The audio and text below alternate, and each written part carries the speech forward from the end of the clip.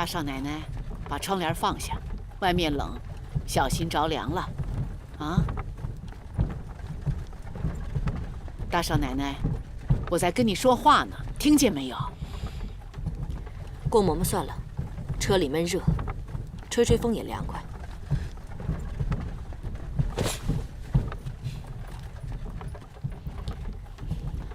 豆豆，我说个故事给你听好吗？没兴趣，不想听。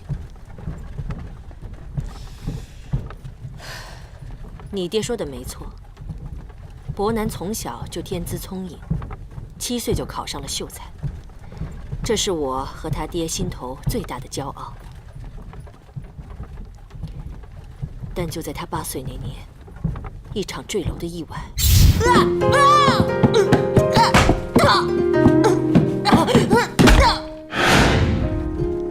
差点夺走了他的性命。从那一天开始，他也成了我和他爹心中最难以启齿的痛苦。可怜天下父母心呐！自从伯南少爷出事之后，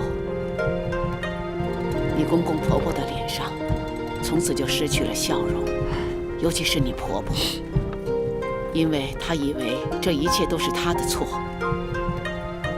这10几年来，伯南少爷无论是吃的用的，他都是亲力亲为，别人想帮忙他都不肯，他怕会有什么闪失。在去年春天，他终于病倒了，躺在床上，一躺就好几个月，下不了床。也多亏了那场病，我才想到，如果我比伯南早走的话，伯南该怎么办？所以我就动了给他娶媳妇的念头，希望有个人代替我照顾他。可是你不觉得你这么做非常自私吗？我承认我很自私，但我一点都不后悔这么做。我知道你恨我，如果让我再选择一次，我还是会挑你做我的媳妇，因为你一定会信守你的承诺，帮我照顾好伯南。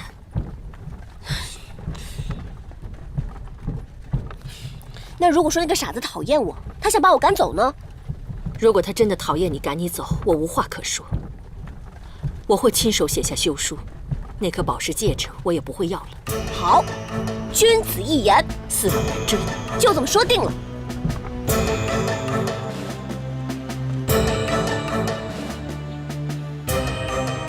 总有一天，我会离开这里。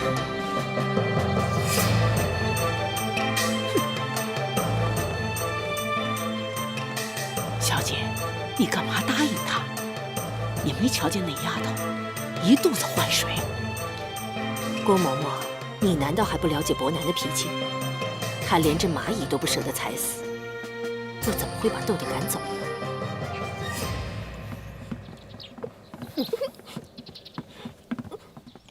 爷，爷，就是你说昨天晚上咱们2个人怎么会睡在一张床上？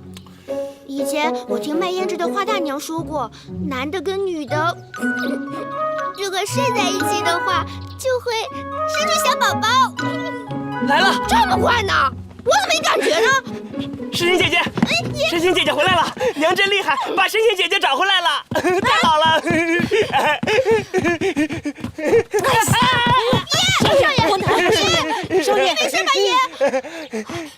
你怎么可以这样对伯南？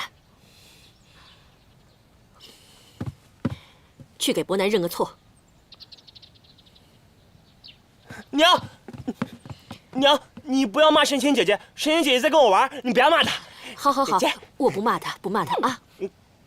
哎，伯南，你爹回来了没有？爹跟伯奇在大厅里。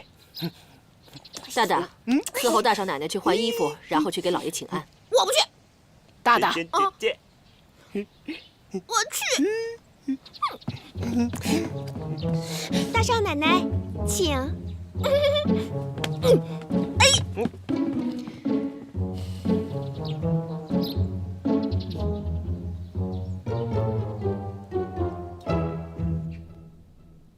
伯南给爹娘请安，爹好，娘好。好，乖了，不能怪啊。豆豆给，请安。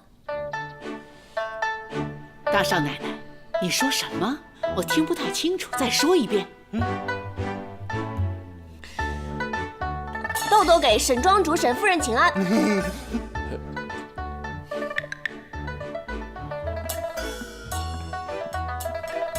豆豆姑娘，你是怎么说的？你忘了你刚才在亲家老爷面前你是怎么答应的？啊，我把亲家老爷请来，看看你是怎么称呼公公婆婆的。神仙姐姐，伯南和你一起给爹娘请安。爹娘好。豆豆给爹娘请安。好，乖。伯奇、素兰，快见过你们大嫂。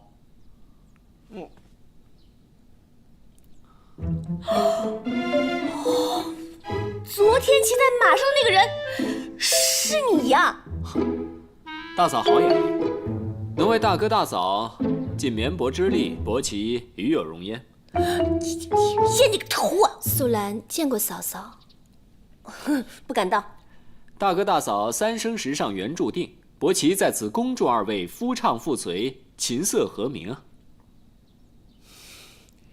那我在这里也祝二弟、二弟媳早生贵子，生个儿子没骗。大少奶奶说的真好，伯奇少爷已经成亲3年了，早就该儿女成群了。今儿个借新娘子的吉言，能够喜上加喜。小姐、姑爷，你们很快就抱孙子了。郭嬷嬷，来，请上座。不敢当，不敢当。豆豆啊，你也见过郭嬷嬷。郭嬷嬷是我们家的老人，我和你娘啊，从来没把她当成下人看待过，你明白吗？啊，豆豆明白。给郭嬷嬷请安。给郭嬷嬷请安。伯南少爷。郭嬷嬷说过你多少次了，叫名字吧，别宠坏孩子了。爹娘，我们请过安了，我就带神仙姐姐去玩了。神仙姐姐，我们走。机会走。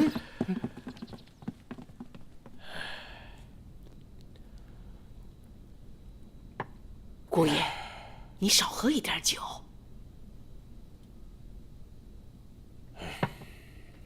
你担心豆豆？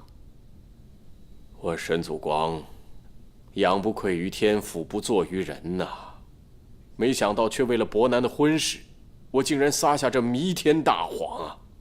老爷，你别自责了。虽然我们有负于唐家，但是以沈家庄的身份地位，是不会委屈豆豆的。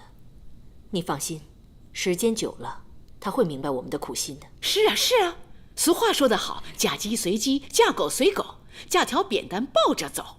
只要大少奶奶怀了孕，就是赶她走，她都不走。云珠，你到大少爷的房间去看看，然后到院子里去等我。好。这伯南呢，就像个孩子似的，他又怎么能够懂得人伦的大道理呀？包在我身上。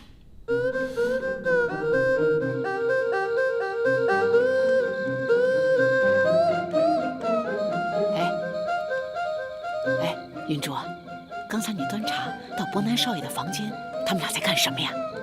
我看见大少爷把所有的玩具都拿给大少奶奶瞧。郭嬷嬷，我发现大少爷好像挺喜欢大少奶奶的。真的？哎呀，太好了。唢呐。爷怎么能这样呢？这么快就把人家忘得一干二净，移情别恋了呢？哎，谁叫大少奶奶这么漂亮，看起来比你小上好几岁呢。喂，爷以前说的，就喜欢我这样的姐姐。行了，小声点，快走。好。就是说过。神仙姐姐，你看这个是竹蜻蜓。神仙姐姐，你来这边，我给你看好东西。我给你看啊，这个都是我的玩具。还有这个，你不喜欢啊？这个你肯定喜欢。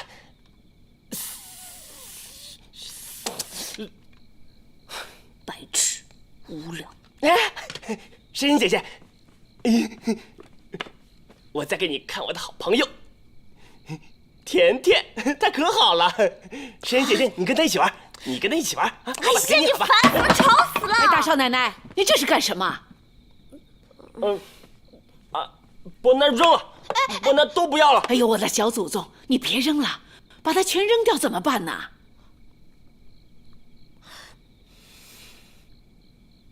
哎，把椅子全搬出去！为什么要搬出去？让你搬你就搬。那还有这张，好，麻烦你让一下。好了好了，出去吧，可是郭嬷嬷，我还没有伺候大少爷更衣呢。这儿用不着你们了。从今以后，我们有大少奶奶来照顾。来，出去吧。我凭什么照顾他？你一定是贵人多忘事吧？啊？你忘记你答应夫人，从此以后要做一个尽职的妻子。哦，那个衣橱啊，是伯南少爷最贴身的衣服，要不要我带你去熟悉熟悉啊？不用了。那好，你们休息。哦，还有，伯南少爷有吃夜宵的习惯，那如果不吃的话，晚上就会闹事，所以啊，你喂他吃啊。我喂他吃，那他自己不会吃啊？哎，我们伯南少爷习惯人家伺候的啊，你不伺候也行，我去跟亲家老爷谈谈。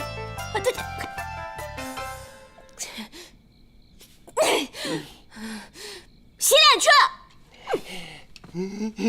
喂，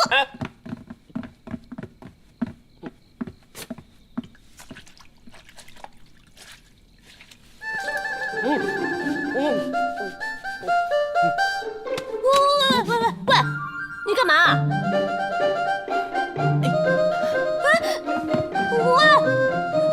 你们干什么？关门！你们开门呢！你们把被子还给我！开门了，你们！喂，你们开门呢！把被子还给我！大少奶奶，别费心机了，不到天亮，我是不会开门的。你回来啊！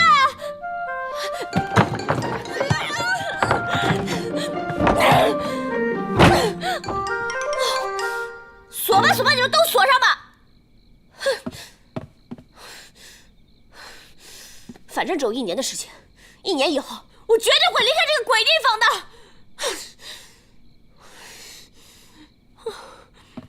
臭老太婆真的是老奸巨猾，居然连一张椅子都不给我留。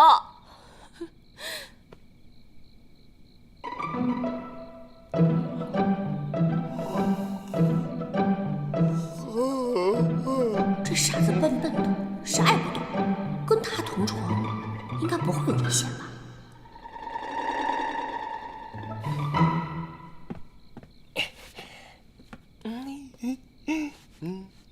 多大的人了，还穿这种玩意儿，丢死人了！珊珊姐姐，你也喜欢这虎头鞋吗？这虎头鞋是娘自己做的，如果你也喜欢，伯南让他也给你做一双。干什么呀？我不要。沈伯南，我警告你啊，今天晚上我们2个就以这条被子为界，如果你敢越界的话，我就……听到了没啊？好啊，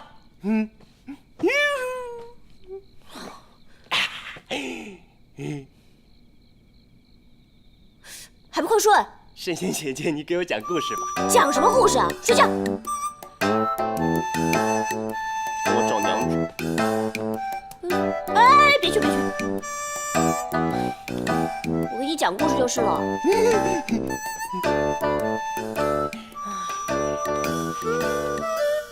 从前的从前，有一个女鬼。伯南最怕女鬼了。这个女鬼的名字呢，叫做虎姑婆。虎姑婆她最喜欢吃小朋友的手指头。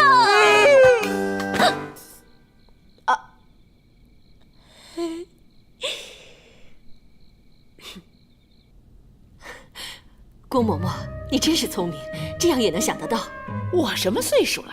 那丫头片子想要逃出我的手掌心，门儿都没有。小姐，我看伯南少爷对大少奶奶挺满意的，嘿，我保证，不出1年，你就可以抱孙子了。真的能抱？嘿，他们2个整天晚上在床上叽叽喳喳的，爸就不离10了。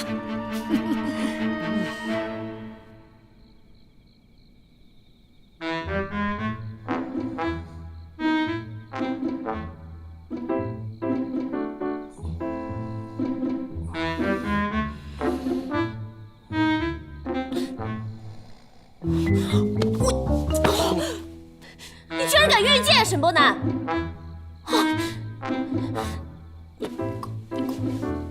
我去，你会远一点！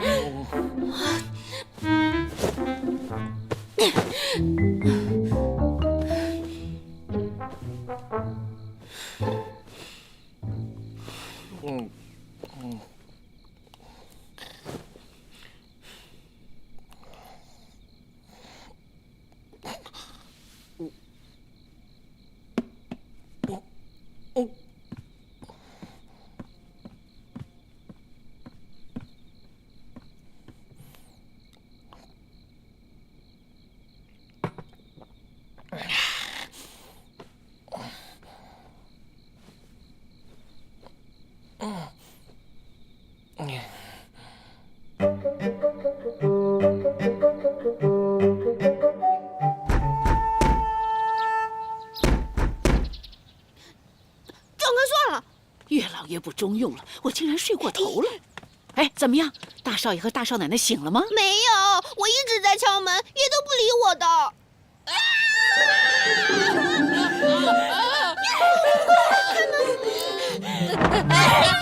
沈伯南，你真的非礼不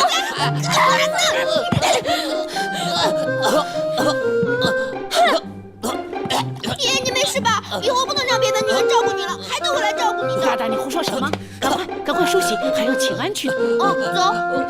郭嬷嬷，伯南要吃饭，伯南好饿。伯南少爷，你乖哦，我们先洗脸，把脸洗干净以后，我们再吃饭哦。哦。大少奶奶，新婚之日，亲热是可以的，但要有个限度，不然下人听到以后会笑话的啊！你还说，还不都是因为你？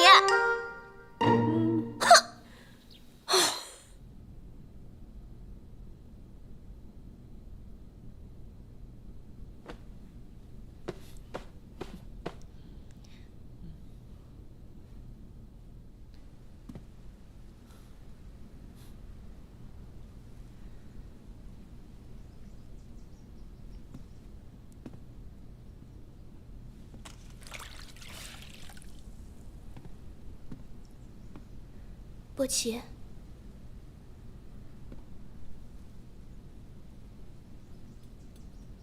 喂，你干什么？离我远点啊！我不跟你说过了吗？以后不许碰我，也不能靠近我的床。一大早就惹我生气，真是晦气。走啊，站着干嘛？哦。哎，对了，帮我把那件外衣拿过来。嗯。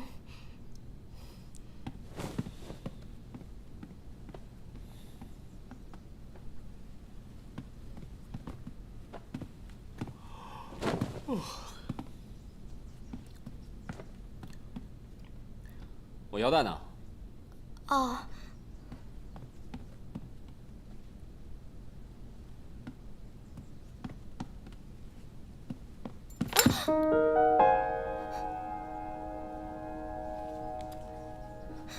对不起，波奇。行了行了，让开点，看见你就心烦。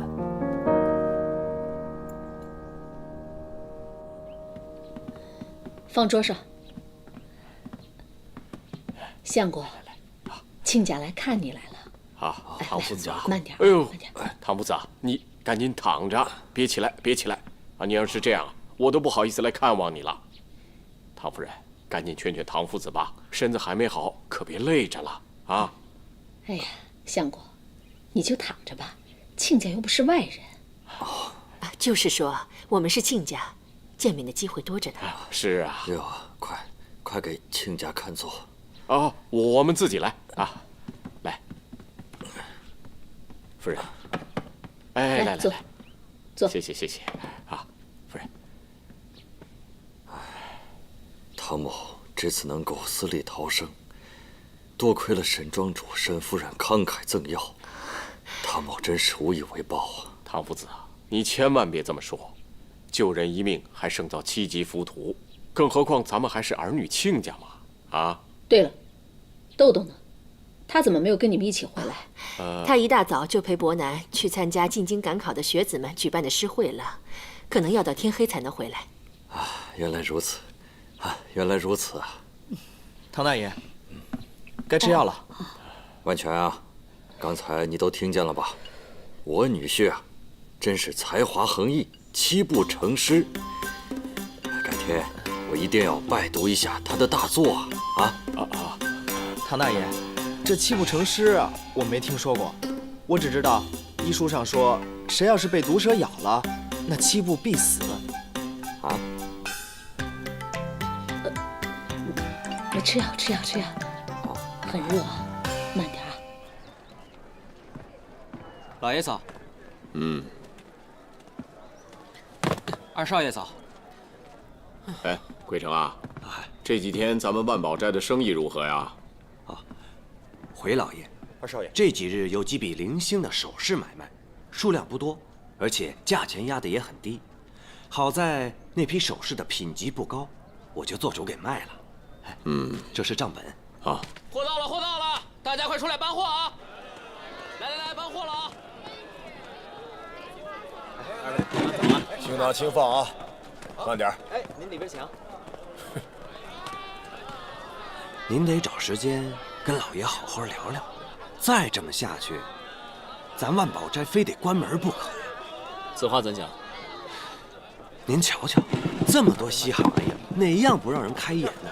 您说，客人要是到这儿来，是先往哪儿钻呢？新到的货，您里边请。让。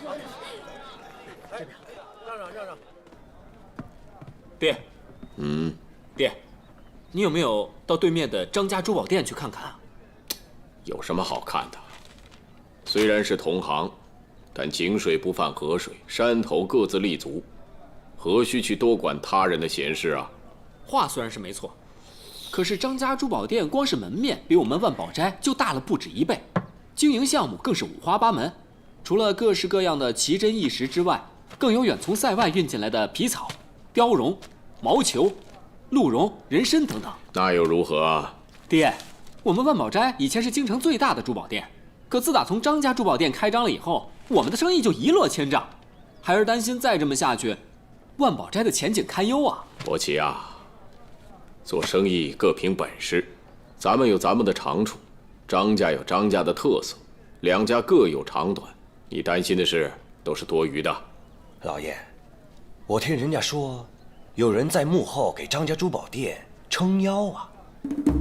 你说的是微昌侯吗？原来老爷早就知道了。传言就是传言，不可尽信啊！微昌侯爷乃是当今皇太后的嫡亲兄弟，人家家大业大，怎么可能为了赚那么一点小钱，和一般的市井小民去争夺利益啊？话可不能这样说呀！您看张家珠宝店的规模和那豪气，岂是一般商家能够攀比的？好了，不管他们张家珠宝店的背后有多么的强大，只要我们以诚信为本、以客为尊的原则，我相信啊，咱们万宝斋是不会垮掉的。爹，您刚才不是说两家各有所长吗？那既然我们万宝斋是以宝石饰品为主，孩儿想去塞外寻找原矿，加上我们的打造技术，一定能更胜一筹。你想去关外？我不会答应的。为什么？30年前，我也曾经跟随你的祖父到关外探探宝石。那时路途险恶，天候严峻，都不可怕。可怕的是，我们还得时时刻刻的严防塞外蛮夷的烧杀掠夺。那场冷血无情的大屠杀，除了你祖父昏倒献出一条命外，其他人尽丧黄泉。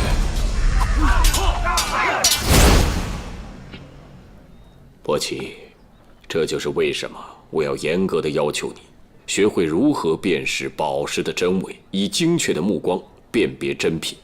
如此一来，我们再也不必冒着生命的危险远赴关外了。可是爹，怎么？难道你想违逆你祖父的遗训？爹，伯气不敢。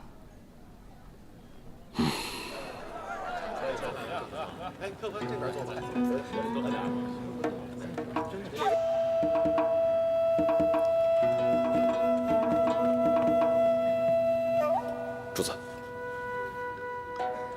打听出什么了吗？沈家庄庄主叫沈祖光，祖籍杭州，12年前举家迁来京城定居。此人颇有经商手腕，他名下的万宝斋不仅是京城里面数1数2的大珠宝行，而且分店更是遍地开花，处处红啊！沈家庄，沈祖光，还有呢？啊，他今天晚上约了川省的大珠宝行商，在这家太白居酒楼里谈生意。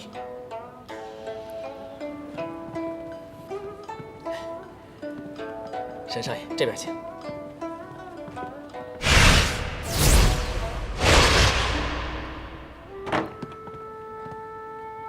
请。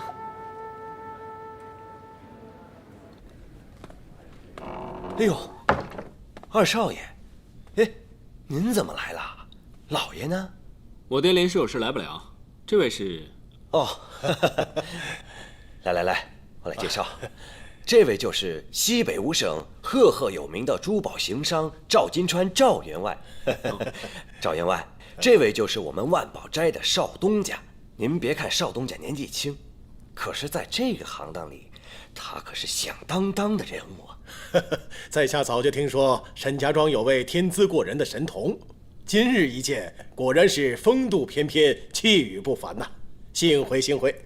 那是我大哥，拿我跟他比，高攀不起。大少爷是读书人，跟二少爷擅长的大不相同的。哦，咱不说这个了，二少爷您坐，请。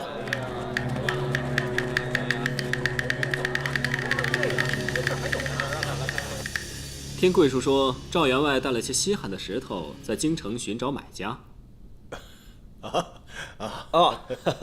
二少爷，先不着急啊，先喝2盅。这平日里你没少关心贵叔，来，我敬您，我先干为敬。请贵叔，喝酒就算了吧，我爹还在家等我消息呢。赵员外，拿上来。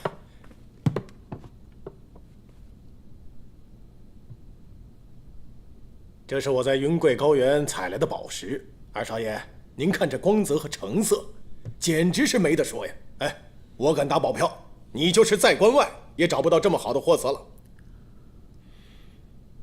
我也敢打保票，整个京畿地区没有人能看中这些破石头，除非你拿它忽悠傻子。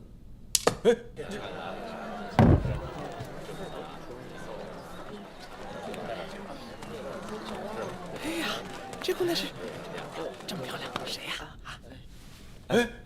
二少爷，二少爷，二少爷，你不是跟我说他？哎呀，你等一会儿再说。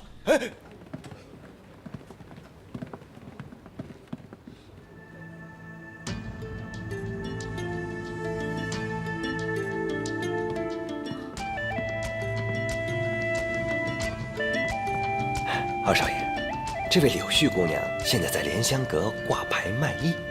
虽说她刚从南方来，但是她现在已经是京畿一带最受欢迎的舞姬了。柳絮，她叫柳絮？是啊，我听说是她为自己取的名字。游碧香车不再逢，霞云无际任西东。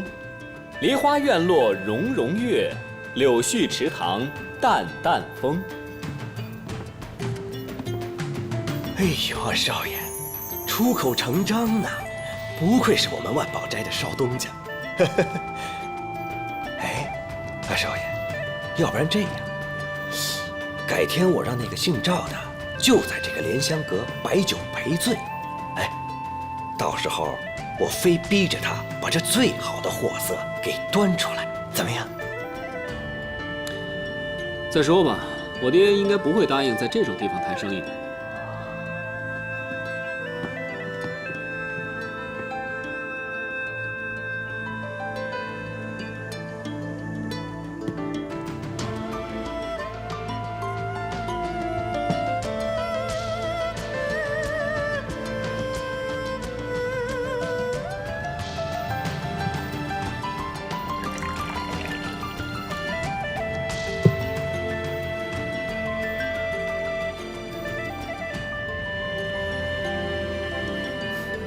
义父，柳絮敬你。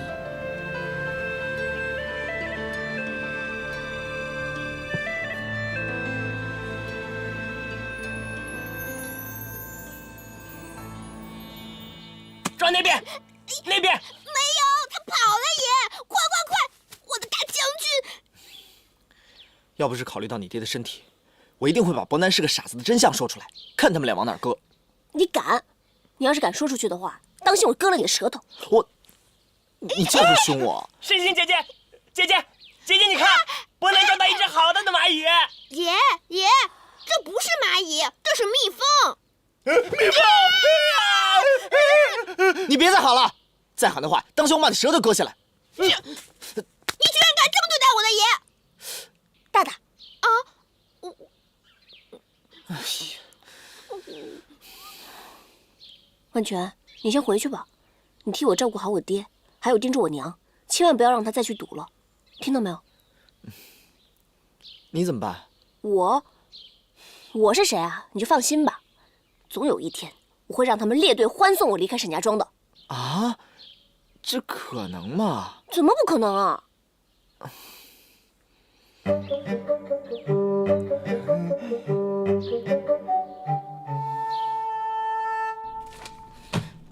哼！有没有听说过一句话，叫以其人之道还治其人之身？既然你们用计把我骗进来，那么我就要用计，让你们生不如死，心甘情愿的把我赶出去。哼！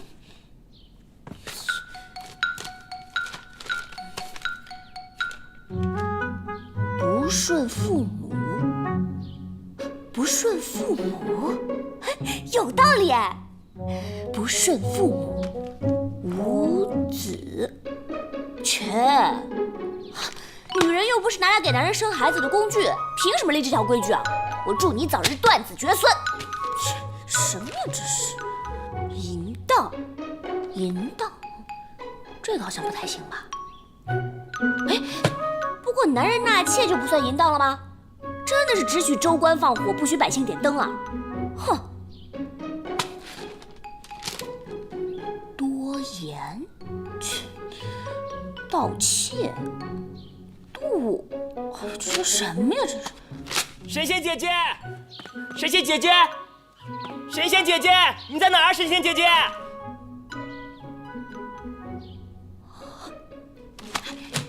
沈波南，我在这儿呢。神仙姐姐，你在这里啊？啊？你在干嘛？我在看书啊。嗯，看书？波南也可想看书了。神仙姐姐，对不起啊，波南不是故意的。啊，没事没事，沈波南，你刚才这个表演好好看哦，你可不可以再表演一次给我看啊？这样的。对呀，你表演的真是太好了，再表演一次。神仙姐姐喜欢看，波南可以一直表演的。哇，沈波南好棒啊！沈波南好棒啊！来，沈波南，给你这个。太棒了，沈波南！沈波南，哎，给你这个，给你这个，这个，还有这个呢，真棒！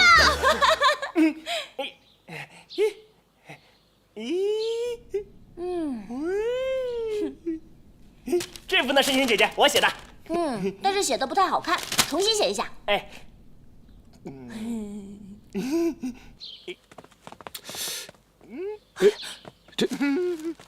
这是手抄游记吗？是谁把它撕毁了？哎呀！哎，豆豆，你们这是？波南，爹，娘，你这是在做什么？神仙姐姐教我写字。爹，你看，这写的什么呀？这是我的名字啊。伯南。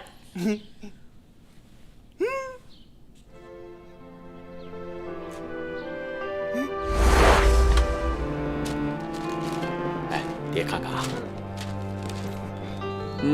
写得很好啊，伯南啊。哎呀，哎呦，看看你的脸，这弄成这样了。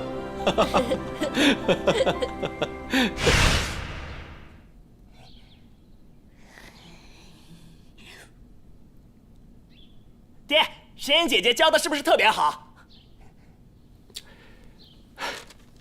可不是嘛，豆豆她真不愧是唐夫子的亲闺女啊，懂得引导伯南读书写字的乐趣。啊哈！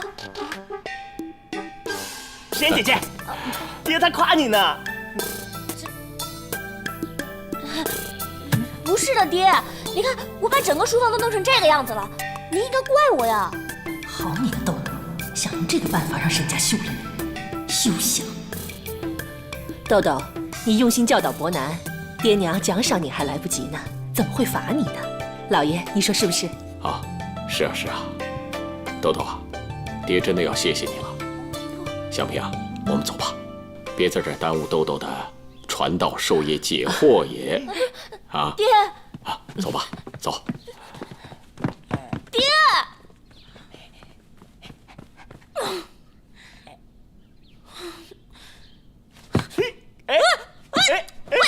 什么人你？小花猫！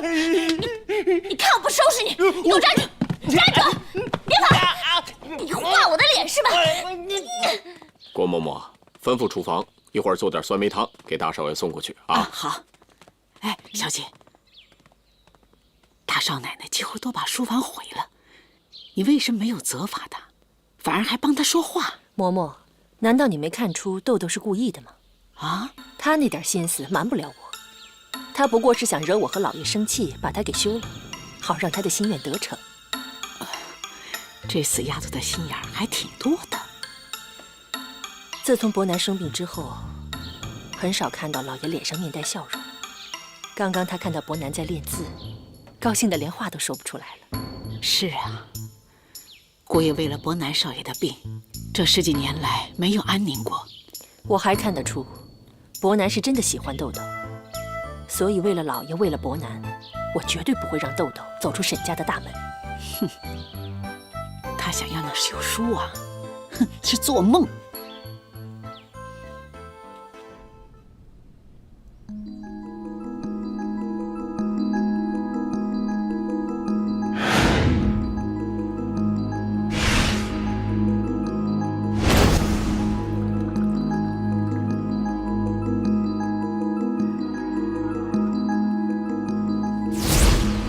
说那个柳絮姑娘是卖艺不卖身，至今还是个清官人呢。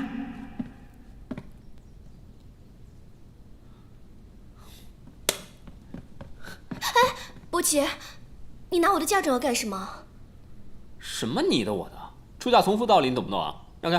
哎，不行，这个是我爹留给我的碧铜印，也是我的陪嫁之物，不能给你。你还好意思说啊？你爹当年穷的都快当裤子了，要不是碰到我们沈家，你那个没出息的哥哥早就活活饿死了。这东西我看着就晦气，我就把它扔了。啊，这个不行！啊，伯奇，伯奇，我求求你不要拿走！伯奇，我求求你不要拿走它！走开！求求你，伯奇，这个东西是我爹留给我的唯一遗物。你有完没完？放手！不放！啊！我告诉你，别以为我真不敢打你。伯奇，我求求你，你不要拿走！老子是倒了8辈子的霉了，才会娶到你这种扫把星。告诉你，老子今天就是要拿走你的碧铜印，有本事叫你那死人亲爹来问我要啊！伯奇，我求求你，开！还给我吧！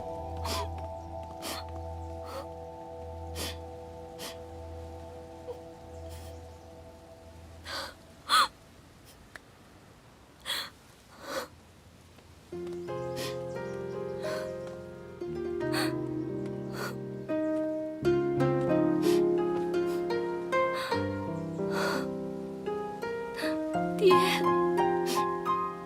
娘，女儿不孝，爹留给我的唯一遗物，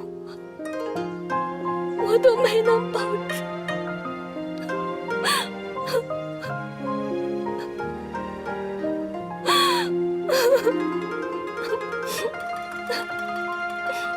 女儿，对不起你们，女儿，对不起你们。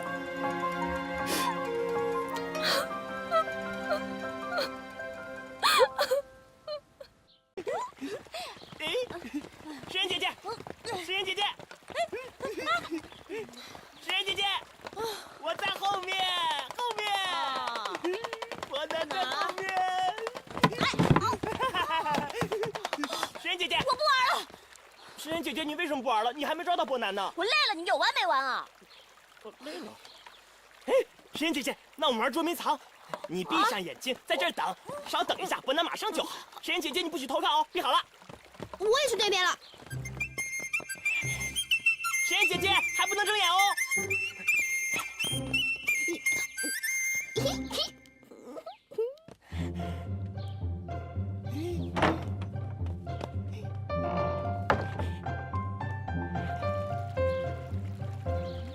我不在这儿。我来了，沈不南，我来抓你了，给我躲好了，要不然被我抓到了你就死定了。沈不南，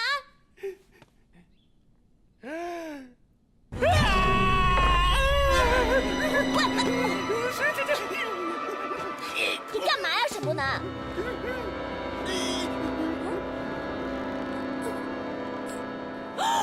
苏兰，慢走啊！回见。哎呦，沈儿少爷，你认得我？九姨娘早就听说了，万宝斋的沈儿少爷那是风采翩翩，卓而不凡呢。赶紧进去吧，赵老爷和贵叔已经在里面等候多时了。请。请。来，里边请。来，哎呦，二少爷，来，坐，二少爷，赵老板，坐，来，请坐。哎，都给我听清楚了啊！今儿的主客是我们沈家二少爷，伺候好了，赏钱自然少不了。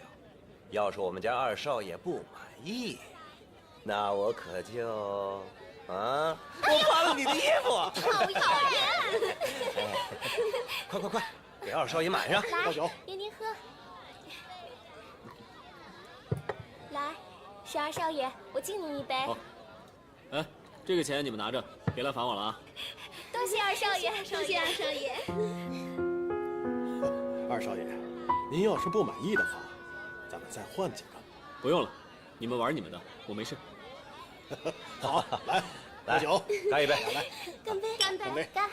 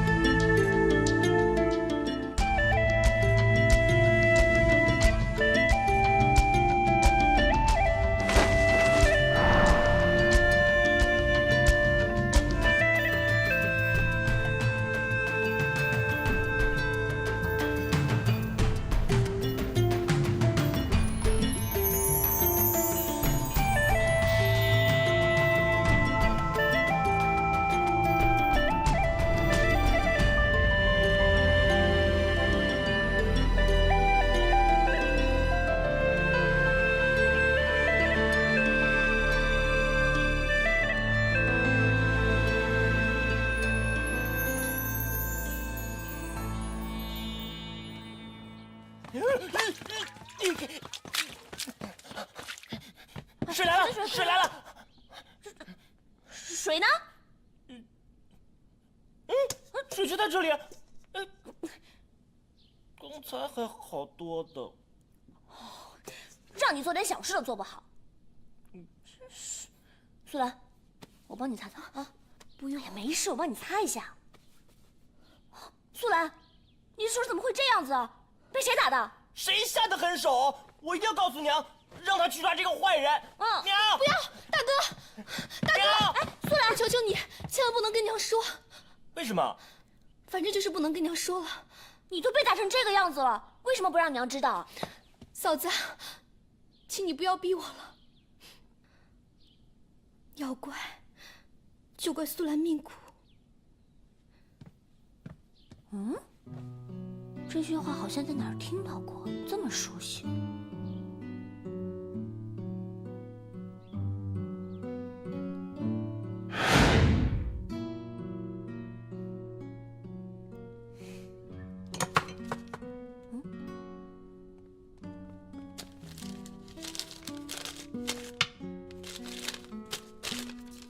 慎择姻缘，勿信人言。站住！你是谁啊？这张纸条是你写的吧？慎择姻缘，勿信人言。我堂豆豆明天就要结婚了，你在这胡说八道什么呀？唐姑娘，该说的我都已经说了。婚姻关乎一个女人一生的幸福，还望你三思。笑话！沈家大少爷可是天下第一神童。再说了，他爹是万宝斋的东家，你说我有什么可三思的？你到底是什么人？为什么要跟我说这些话？姑娘，求你不要逼我了，告辞了。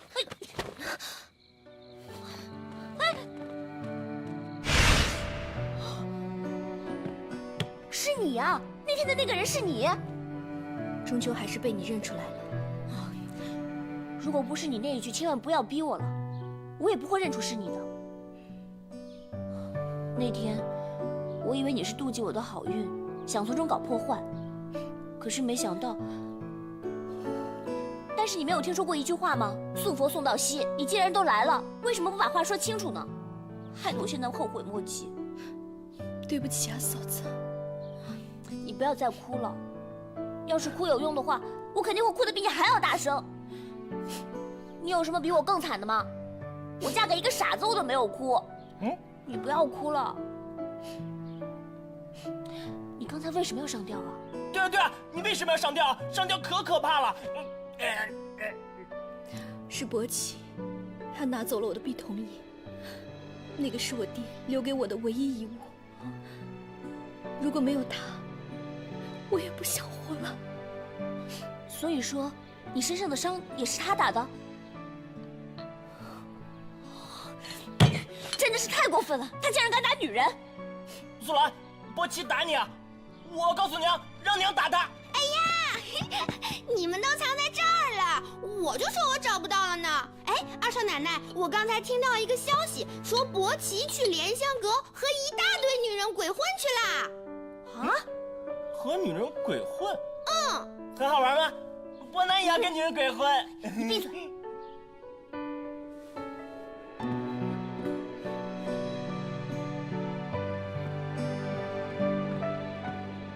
苏兰，那个碧铜椅到底是什么玩意儿啊？它稀罕吗？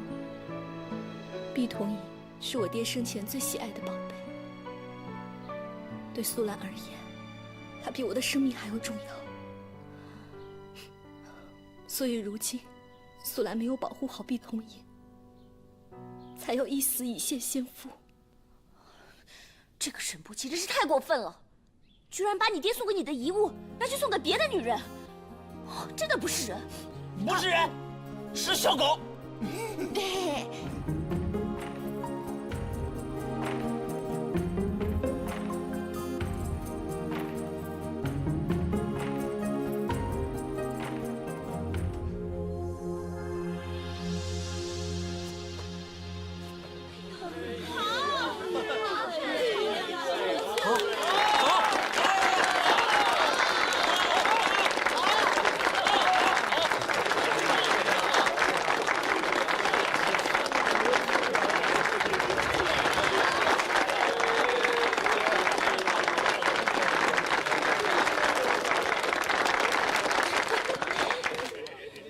谢谢大家对我们柳絮的抬爱。大家都知道，我们柳絮有个规矩，这一个晚上只准一位爷进他的闺房喝酒聊天儿。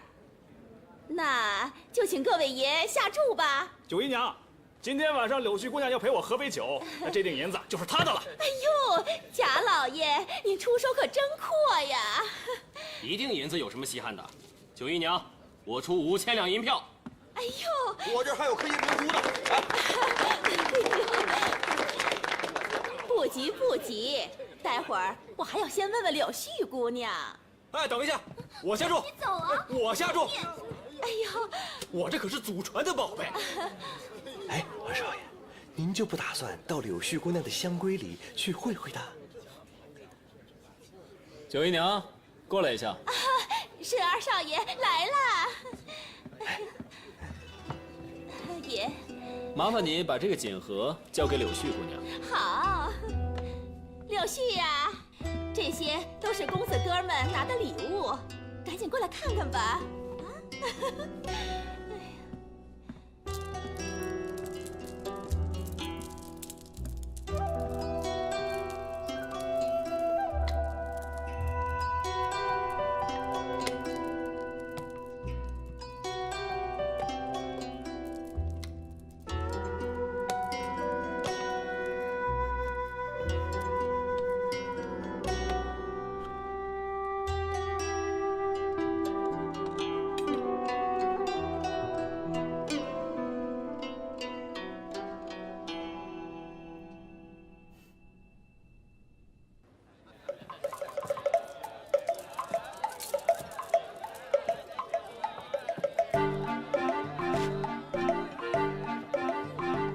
公子爷，您人今儿可来晚了，我们柳絮姑娘刚跳完舞。不过您想到她房间喝酒的话，我可以给您带路哦。说的没错，本公子啊，今天就要到柳絮房间去找她，带路。公子爷，您都没表明诚意，我怎么给您带路啊？诚意呀、诚意，这就是我的诚意。来人呐！救命啊！来人呐！把这个家伙给我赶出去！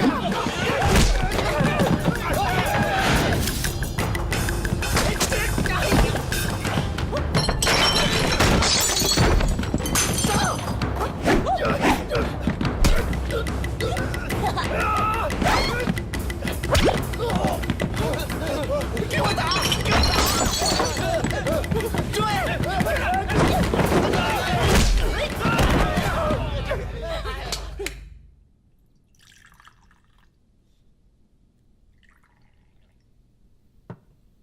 公子为见柳絮，送上碧铜饮这等宝物，可见公子一片痴情。这让柳絮如何是好？自古宝剑赠英雄，才子配佳人。只要能博柳絮姑娘一笑，区区一个碧铜饮又何足道哉？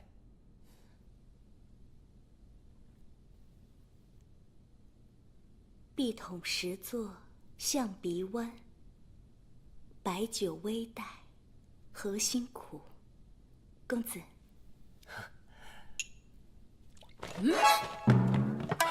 你什么才子佳人，分明就是奸夫淫妇。就凭你们两个，也配用这个碧铜饮？谭豆豆，你来这儿做什么？我是来抓你这个无情无义的陈世美回去受审的。放屁！把碧铜饮还给我！有本事你自己来拿呀！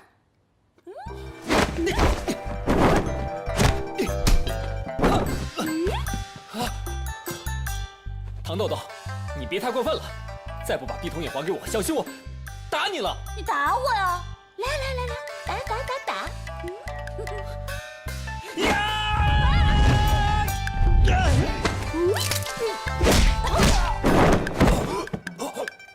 公子，哎呀，美人儿！哎，呸！这么重的脂粉味儿！哎呀，呸！起来！走你！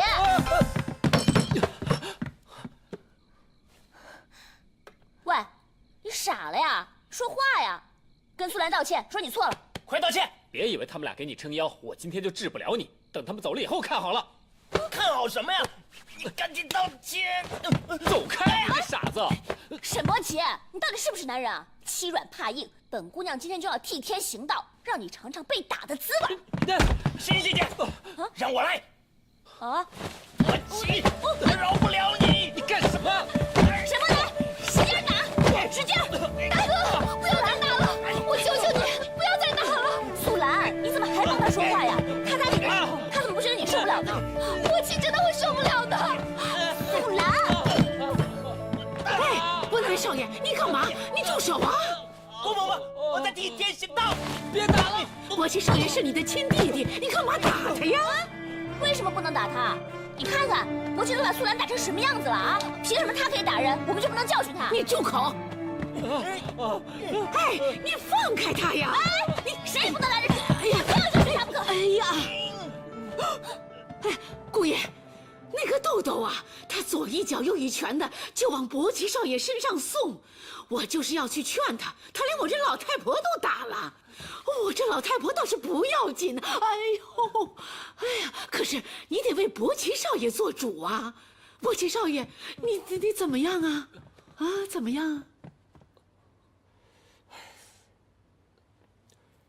豆豆，郭嬷嬷说的是不是事实啊？没错，郭嬷嬷说的是事实，可是她也有那么一点点夸张。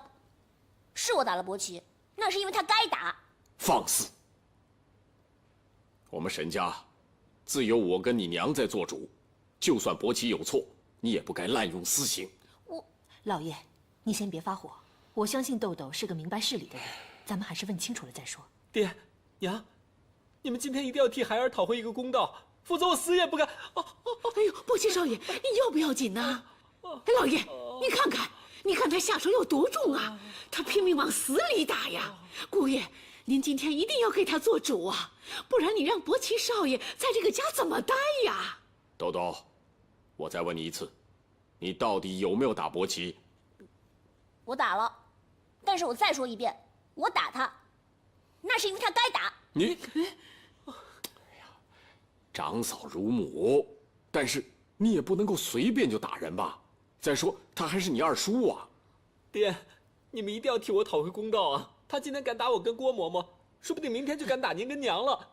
爹，您一定要严惩他呀！是啊是啊，要用家法，不然这丫头无法无天了。家法？沈家有家法？豆豆，你给我跪下！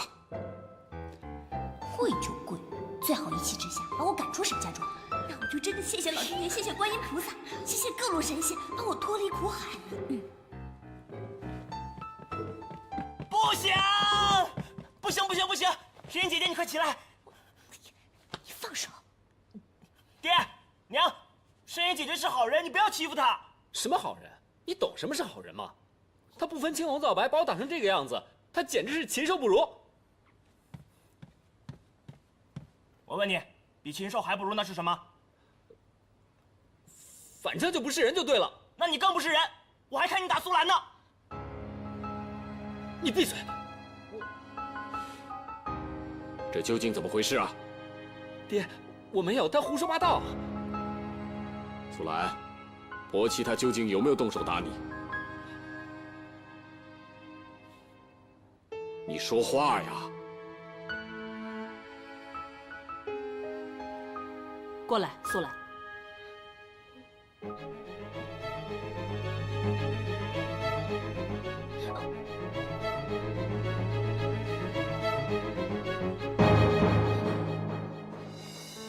伯奇，这是不是被你打的？就是伯奇打的，就是伯奇打的，不但亲眼看到的，神仙姐姐也看到了，苏兰当时还哭了呢。爹，我当时是一时气急，我真的不是故意的，爹你原谅我。你个畜生！素兰是你的结发妻子啊，你怎么下得了手呢？我沈祖光怎么会生出你这个心狠手辣的儿子来呀？怪不得你大嫂都看不下去了，会责怪你。他打得对，他打得太对了。啊！是爹，我知道错了，我以后真的再也不敢了。爹，神仙姐姐说了，这叫替天行道。大大，到，把伯奇给我拖出去，依家法责打20大板。是。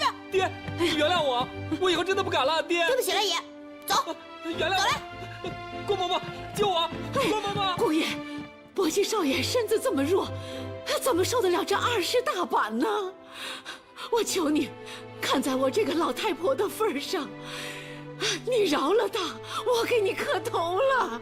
啊，云珠，扶他起来。郭嬷嬷，你快起来。小姐，伯禽少爷，可是你怀胎10月的亲生骨肉啊，你怎么舍得看着他挨打呢？你不要再为他求情了。伯奇犯了错，他理应受罚，否则老爷以后怎么治理沈家庄？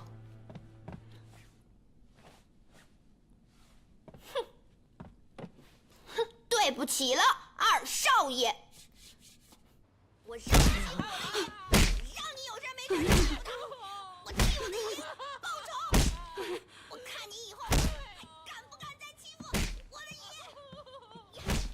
姨？爹，你别打伯奇了，他知道错了。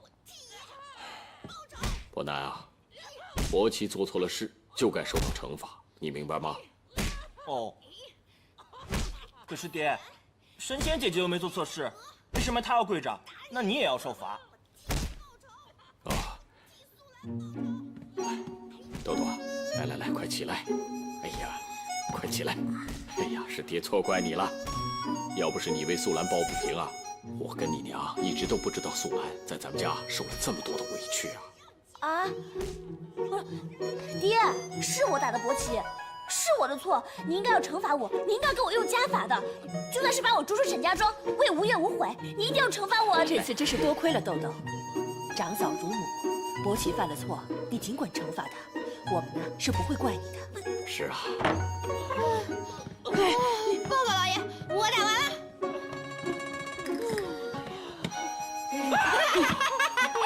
伯奇，你给我听仔细了，姐姐，以后你要再敢欺负素兰的话，我绝不轻饶你。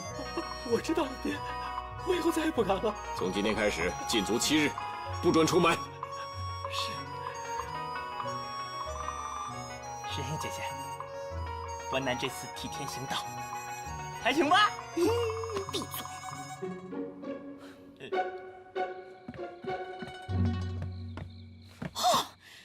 好不容易找到一个被休的理由，可是没有想到，居然弄巧成拙。不对，是弄拙成巧。啊！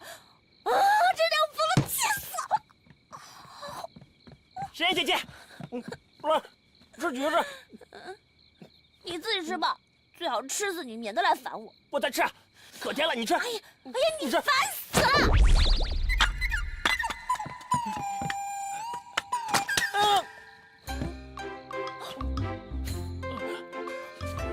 神仙姐姐，神仙姐姐，橘子他打我，神仙姐姐，神仙姐姐他打我，神仙姐姐，你爹真狠心呐！明知道你是娇生惯养的，怎么舍得叫人把你打成这样啊？你看，屁股都开花了，这怎么得了啊？哎呦，哎呦！郭嬷嬷，你别哭了，行不行啊？我都快被你烦死了。我不哭，不哭。可是伯禽少爷，我心疼啊。说句心里话，在这个家业，只有你是真心疼我的。我爹在外做生意，常年都不回家。可我娘眼里只有大哥和三弟，她从来都没有正眼瞧过我一眼。我真怀疑我到底是不是他们亲生的。哎，伯禽少爷，这话可不能乱说的。你当然是你娘亲生的骨肉了，我可以跟你保证，你是从你娘肚子里出来的。伯禽少爷，你为什么把二少奶奶打成那样啊？她吃我们家的，喝我们家的，从来没有在家里做过一点点事情。我如今只是拿了她一个避童饮，她就敢出卖我，她这不是活该吗？哎呦，别动别动，快坐。我给你倒杯水啊。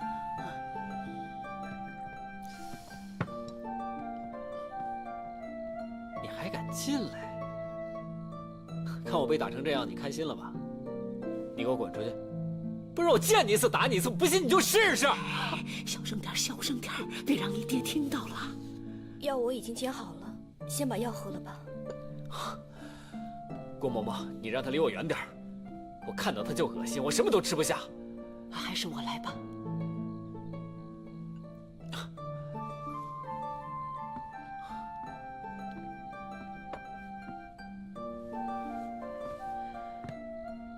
二少奶奶，不是我说您，为了一个破杯子跟薄气少爷怄气，值得吗？你说你进沈家以后，吃的用的，什么时候少过你了？就算是你娘家兄弟，那也靠沈家救济呀。一个杯子，他算得了什么呀？姑嬷嬷别说了，有些人天生就是犯贱，过不得好日子，只会吃里扒外的。这种人，不好好揍他一顿，他心里就不舒坦。听见没有？千万不要做一个没心没肺的人。敢对不起我的人，我一定不会让他好过的。此仇不报非君子，你走着瞧。哎呀，这个院子啊，可真漂亮啊！哎，早就听闻沈家庄园依山傍水，亭阁林立，今日一看，果然名不虚传呐。只可惜景色虽美，却无佳人相伴呢。哎，这，二少爷，你是不是在想柳絮姑娘了？哎呀，柳絮姑娘的曼妙舞姿，的确是令人难忘啊。可不是，哎呦，那个柳絮姑娘那个腰啊，就跟那个水蛇一样扭动，一双眼睛啊，还会勾人。我活了这么大岁数，还第一次知道什么是尤物。二少爷若有雅兴，哎，这样，改日我做东，咱们再去一趟莲香阁，如何？啊？不说话就是默认。好，就这么定了。二少爷，最近几日怎么没见你去万宝斋啊？哦，二少爷近几日偶感风寒，老爷和夫人不放心，嘱咐二少爷在家里休息几天。不过，明天就可以出门了，是不是二少爷？是。原来是这样，二少爷，您可要保重身体啊。是，就是嘛。二少爷，哎呦，您真是不知道啊！你不在店里坐镇的这些日子，这店里的生意下降了好几成啊！万宝斋没有您在，真的是不行啊！那是当然，二少爷的眼光独到，啊，谁不知道二少爷是将来万宝斋的主子？就是啊。哎，二少爷啊，我昨日新进了一批很好的珠宝，如果二少爷感兴趣的话，我可以让你一个好价钱。是吗，赵员外？你可别像上回那样，就拿些不值钱的破石头来忽悠本少爷。二少爷放心，这批东西我瞅过，都是精品。要不这样，咱们明天晚上就约在莲香阁，既赏宝石，又看美女，这一箭双雕怎么样？哎，这个主意好啊！啊，好，我一会儿就差人去，让他们通知柳絮姑娘一声，就说二少爷要看她跳舞。我现在就怕柳絮姑娘，她不想见到我。哎，二少爷，前几日啊，我还去了莲香阁，柳絮姑娘碰见我，还向我提起二少爷您呢。柳絮姑娘她有主动问起我？二少爷，那柳絮姑娘对二少爷那是情有独钟啊。那是，整个北京城哪个王村公子能跟二少爷比啊？就是，依我看，柳絮姑娘是被二少爷的翩翩风采给迷住了。照二位这么说的话，我要是不去莲香阁，岂不成了薄幸之人？应该去。来，来。风筝在哪里？风筝在这里，谁姐姐的风筝？以后别在我面前提那个贱人。伯七，你干嘛？这是神仙姐姐给我做的风筝。我让你别提那个贱人，听不懂吗？还给我！还给我！你拿我风筝干嘛？我告诉娘去！这傻小子是什么人呐？哎呀，二少爷，说好了啊，咱们明天莲香阁不见不散啊！走，不见不散啊！走了。你干嘛推我？把风筝还给我！你去告啊！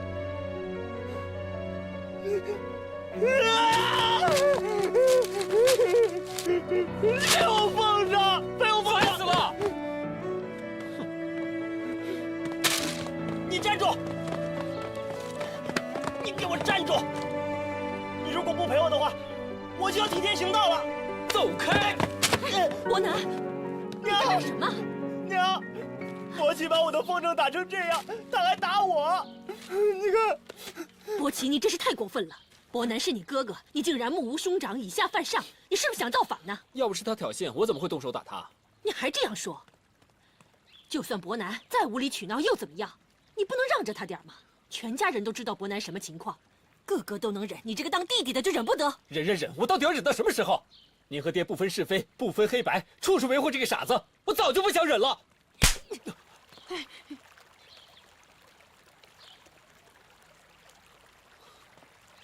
伯奇少爷，你要上哪儿去啊？伯奇少爷，嬷嬷，放开他。如果他不想待在沈家庄，那就走好了。娘，我在你心里就比不上这个傻子吗？从小我就得不到你跟爹的疼爱。伯南生病，你衣不解带的彻夜陪着他，给他讲故事，哄他开心，哄他睡觉。我生病的时候你在哪里？你有没有来看我一眼，关心过我？伯奇少爷，还有三弟，他从小爱自由，爱冒险，想做什么就做什么，放着万宝斋的生意不管，一出门3、5个月，甚至大半年都不回来。只有我，战战兢兢地守着万宝斋，守着我们沈家庄。可是我发现，无论我做什么事情，都得不到你和爹的青睐。既然我在这个家是多余的，那我走好了，我让你眼不见为净。哎，伯奇少爷，你误会了。你说天底下哪有不疼自己孩子的父母啊？你别胡说了。关嬷嬷，你也看到了，我挨了我爹20大板，躺在床上一动都不能动了。我娘有来看过我一眼吗？倒是这个傻子只是磕绊了一下，我娘就大惊小怪的。我真的就不明白了，一样是同一个娘生的，凭什么我就不如一个傻子？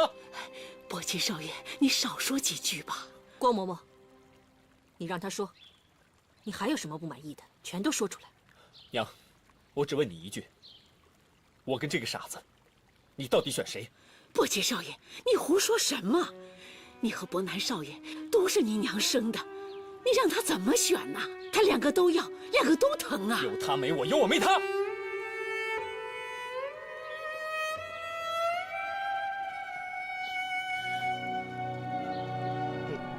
这就是我的答案，你满意了吗？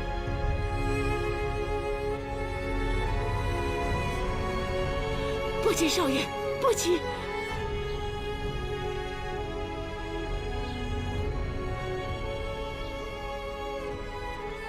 小姐，你怎么可以说出这种话来？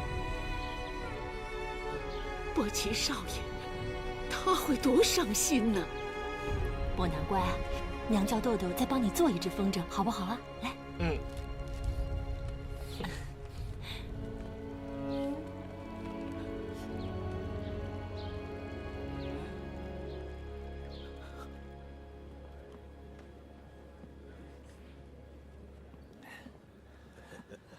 来，贵叔，赵员外，今天你们陪我喝个不醉不归，干了！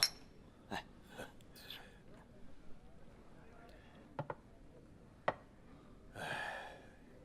这家家有本难念的经啊！真是想不到，这沈家大少爷他竟然是……为什么不说下去？他就是个傻子。只有我们沈家庄还在自欺欺人，把他当什么江南第一神童。哎，嘘，二少爷，您小点声，别让外人听见了。怕什么？我就要说，自从他摔成傻子以后，我爹就把他藏在家里，盖着掖着，生怕被别人笑话。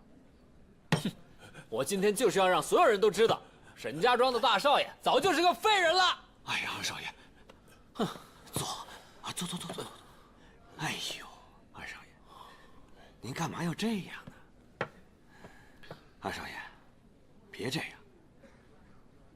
这大少爷是傻子，三少爷又常年在外，这万宝斋迟早还不是您的。就是，您何不忍一时之气，待将来掌握了万宝斋之后，这个家还不是您说了算？俗话说，留得青山在，不怕没柴烧。当年韩信不也是受了胯下之辱才成了大将军的吗？您说是不是？就是。老赵说的对，小不忍则乱大谋啊！二少爷，贵叔的前程还指望您呢，您可千万要三思再三思啊！说得极好，二位的金玉良言，我一定放在心上。来，我敬二位。来，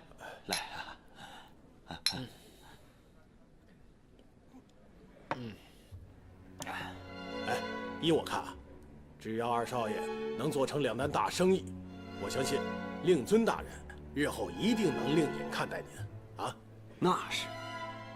哎，老赵，你不说这事我都忘了。前些日子你不是弄来了一批宝贝吗？还不拿给二少爷瞧瞧？今儿带来了吗？文良，拿上来吧。来了，老爷。二位，长长眼吧。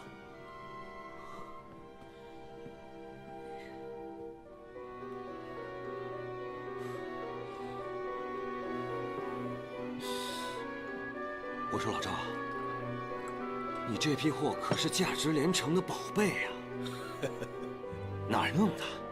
这些宝贝是我在女真族族长那儿购来的，为了能入二少爷的法眼，我可是没少下血本啊。二少爷，这老赵对你可是没得说呀。这些个宝石，那可是精品中的精品呀。咱们把它买回去，再送出去打磨加工，做成各种首饰，哎，往万宝斋的台面上这么一放，嘿嘿，那些个贵妇千金，她肯定得花了眼呢，争先恐后的就掏银子吧。二少爷您说呢？让我再考虑考虑吧。哎，二少爷，你还考虑什么呀？来，二少爷，咱们喝酒。喝。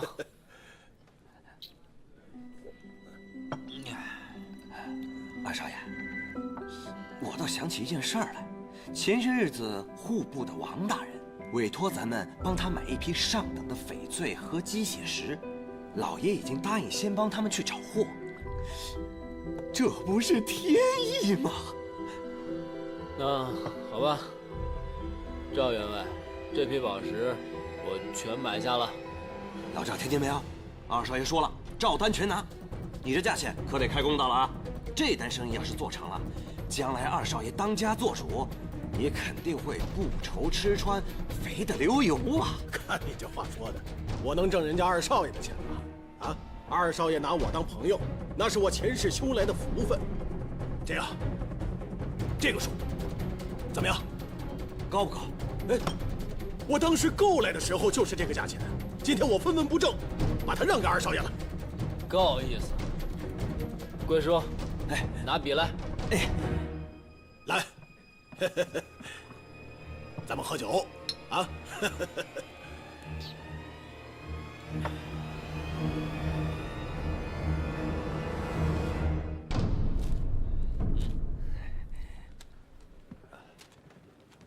柳姑娘。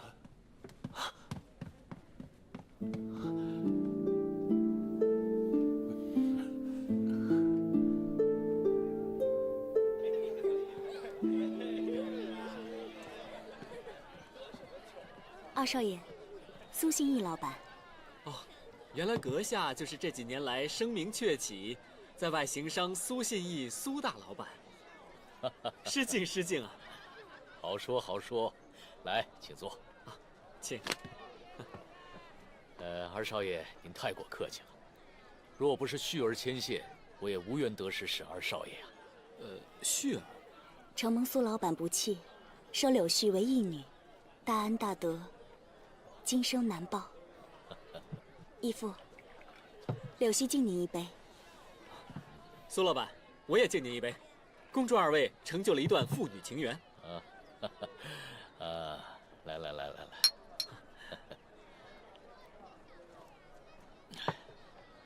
还是快坐下吧。你们这个样子，瞧瞧你们，别人不知道的还以为你们在喝交杯酒呢。义父，您又拿旭儿开玩笑。